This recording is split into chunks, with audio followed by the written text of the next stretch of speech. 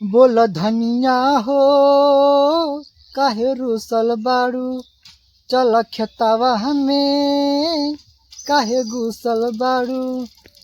तवा दह कर तू हमसे कटनी कह रही बता, बनारस घुमाई बा राजा जी, जलेबिया गरम गरम कचौड़ी खियाई बा, लस्सी पियाई बा राजा जी। चल के गोदौलिया से साड़ी दिलवाई तो है, हाय कढ़ू मेल तो है, झुल्ले गढ़ावाई तो है, धनी हो बनारस वाली पनव खियाई तो है। कसम खा के हमके हसुआ धराई बता, बनारस घुमाई बा राजा जी, बाबा विश्वनाथ के दर्शन कहराई बा, आरती देखाई बा राजा जी। जवन जवन कहबू गोरी सब दिलवाई भो, चंदवक बनारस के राकत घुमाई भो, अब पता रही वाला समोसावा खियाई भो।